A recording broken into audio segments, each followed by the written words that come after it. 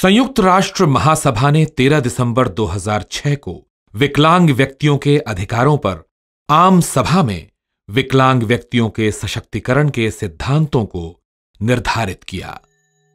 भारत ने 1 अक्टूबर 2007 को उक्त सिद्धांतों को अपनाया। विकलांग व्यक्तियों के अधिकार अधिनियम 2016 यानी RPWD के अंतर्गत अनेक योजनाओं और कार्यक्रमों पर नई दृष्टि से विचार किया गया। इसमें कई विषय 1995 के PWD अधिनियम में नहीं थे। विकलांग व्यक्तियों के उत्थान के लिए बहुत सारे सहायक तंत्र पेश किए गए हैं। इस नए अधिनियम में विकलांग व्यक्तियों को लाभ पहुंचाने के अलावा अधिकार आधारित दृष्टिकोण पर जोर दिया गया है। अधिनियम के अनुसार NSDC यानी national skill development corporation school और कॉलेज छोड़ने वाले एवं बेरोजगार युवाओं को अपने अल्पकालिक पाठ्यक्रमों के माध्यम से कौशल विकास प्रशिक्षण प्रदान करता है। विकलांग लोगों के लिए विशेष प्रावधान वाली कुछ लोकप्रिय सरकारी योजनाओं में प्रधानमंत्री कौशल विकास योजना यानी PMKVY, कर्मचारी संवर्धन प्रशिक्षण कार्यक्रम EETP, AICTE अनुमोदित स्टार्टअप आदि शामिल हैं। हाल ही में विश्व बैंक ने देश भर के सभी 718 जिलों में विकलांग और अल्पसंख्यकों के लिए एक विशेष कौशल विकास प्रशिक्षण कार्यक्रम आरंभ किया है, जिससे वे बेहतर आजीविका प्राप्त कर सकें। PMKVY के तहत कॉलेज छोड़ने वाले छात्रों को उपयुक्त निजी क्षेत्र में नौकरियों में प्लेसमेंट के लिए इंजीनियरिंग कौशल प्रदान किया जाता है। विकलांग व्यक्तियों के कौशल प्रशिक्षण के लिए वित्तीय सहायता भी दी जाती है। विकलांग व्यक्तियों के लिए कौशल परिषद SCPWD रोजगार के लिए सार्थक, उद्योग अनुकूल और कौशल आधारित प्रशिक्षण प्रदान करती है। सरकार की पहल के साथ जमीनी स्तर पर काम करने वाले कई गैर सरकारी संगठन अपने अपने क्षेत्रों में जरूरतमंदों को कौशल विकास और व्यावसायिक प्रशिक्षण प्रदान करते हैं। विकलांग व्यक्तियों की पहचान की जाती है और उन्हें संबंधित व्यवसायों के साथ जोड़ा जाता है। सोसाइटी फॉर चाइल्ड डेवलपमेंट शुरुआत में बच्चों के लिए काम करती थी। बच्चे जो डिसेबल्ड है, ख़ास तौर से जो मानसिक रूप से डिसेबल्ड है, जो इंटेलेक्चुअल डिसेबिलिटी कहलाई जाती है। तो शुरू में तो सिर्फ एजुकेशन देते थे, मगर हमने ये देखा कि एजुकेशन के आगे भी देखना पड़ेगा ताकि हम उसकी पूरी ज़िंदगी का एक मैप बना दें, ताकि वो आगे जब बढ़ेंगे तो किस तरह से बढ़ेंगे। तो इस वजह से जब स्कूल की उम्र ख़त्म हो जाता है, जैसे 17-18 साल तक, उसके बाद हम कौशल विकास शुरू करते हैं, जिसमें हम ख़ास तौर से हैंडीक्राफ्ट टेक्निक से ही सिखाते हैं। क्योंकि ये जो इंटेलेक्चुअली डिसेबल लोग हैं और जो हमारा और भी ट्रेनीज़ हैं जो बहुत ही गरीब घरों से हैं और कभी स्कूल गए नहीं, तो वो ऑफिस में जाके काम तो नहीं कर सकते हैं। इसलिए हमने ये कोशिश किया कि वो हाथ का काम करे, और हमारे भारत में तो हाथ का काम का तो बहुत ही वो है, तो वो हम सिखाते हैं। कई कौशल संस्थानों ने विकलांग व्यक्तियों के लिए उनकी क्षमता के अनुरूप विशेष प्रावधान किए हैं। रियायती दरों पर ऋण की व्यवस्था सहित सरकारी योजनाएं और कार्यक्रम विकलांग व्यक्तियों को रोजगार की सुविधा प्रदान करते हैं। ये उनके व्यावसायिक प्रशिक्षण और स्वरोजगार में विशेष रूप से मददगार होते हैं।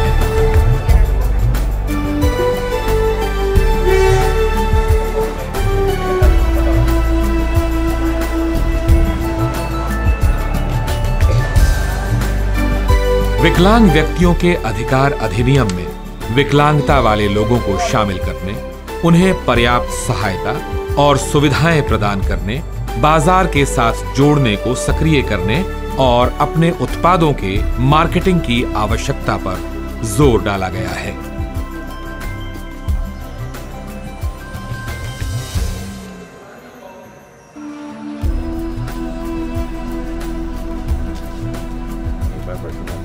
अधिनियम के अनुसार प्रत्येक सरकारी और निजी प्रतिष्ठान विकलांगों के लिए उचित आवास, अवरोध मुक्त और अनुकूल वातावरण प्रदान करेंगे।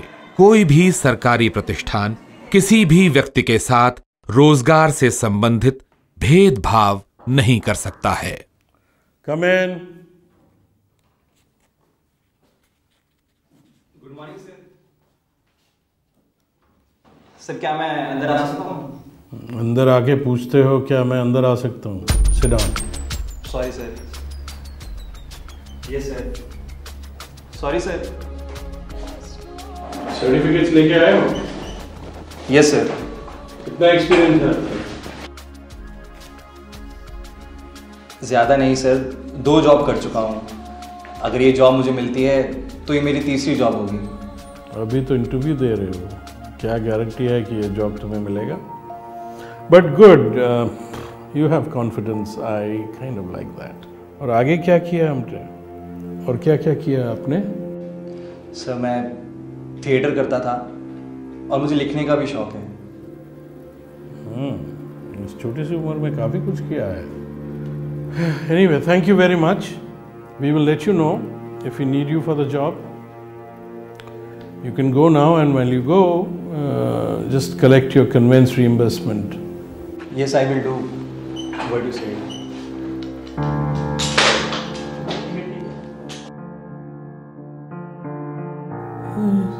विकलांग है, सोनिया ने मुझे बताया नहीं, क्यों? कमाल है। Yeah, Sonia, come in, please.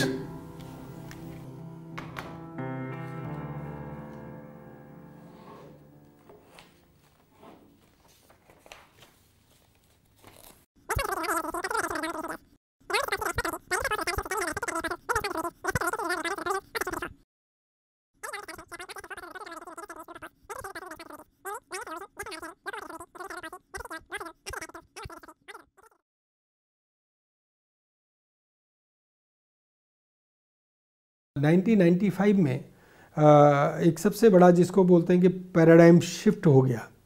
एक है मेडिकल अप्रोच, एक है या सोशल अप्रोच है, या फिर राइट बेस्ड अप्रोच है। राइट बेस्ड अप्रोच है वो, इसमें राइट बेस्ड अप्रोच है। उसमें हमने एक पर्सन विद कैसे हमें लगता है कि राइट बेस है।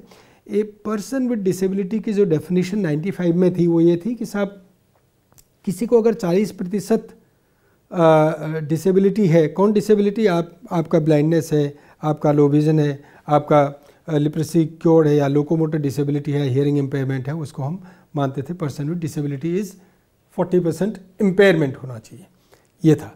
तो इम्पेयरमेंट मेडिकल उससे जोड़ते थे उसको।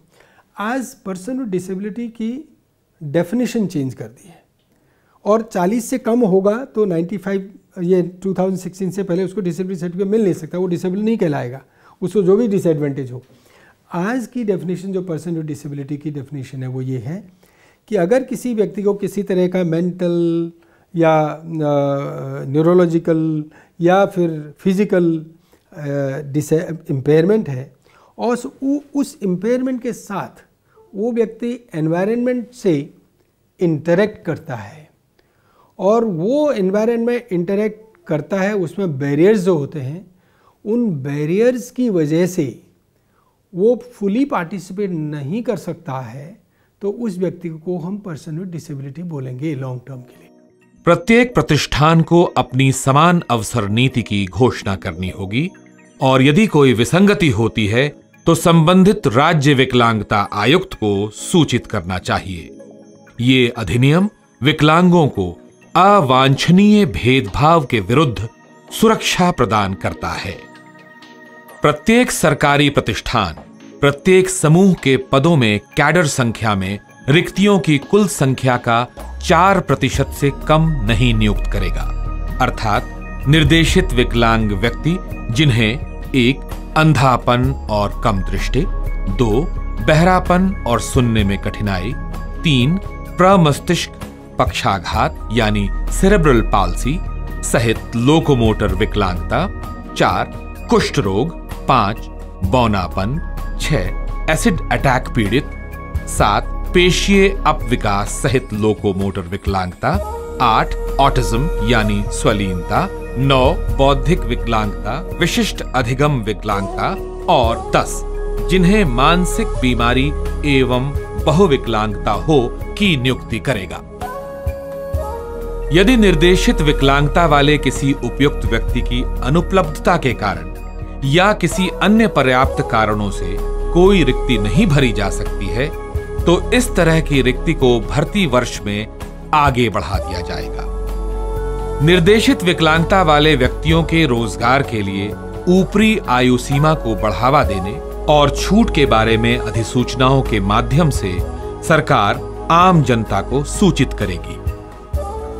नियोक्ता को निजी क्षेत्र में प्रोत्साहन प्रदान करना है ताकि ये सुनिश्चित किया जा सके कि उनके कार्यबल में कम से कम 5% कार्यबल विकलांगों का हो। विशेष रोजगार आदान प्रदान योजना नियोक्ता और व्यक्तियों को रोजगार से जोड़ने के लिए आवश्यकता आधारित माध्यम की तरह कार्यरत है।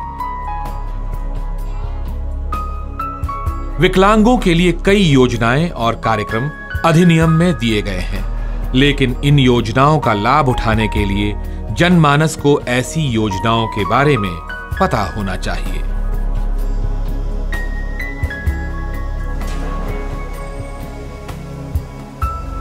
आरपीडब्ल्यूडी अधिनियम के अनुसार इसमें एक शिकायत निवारण अधिकारी नियुक्त किया जाना भी शामिल है। उपयुक्त कौशल से संपन्न होकर और समावेशी योजनाओं का लाभ लेकर एक विकलांग व्यक्ति भी आत्मनिर्भर भारत बनने हेतु अपना योगदान प्रदान कर सकता है।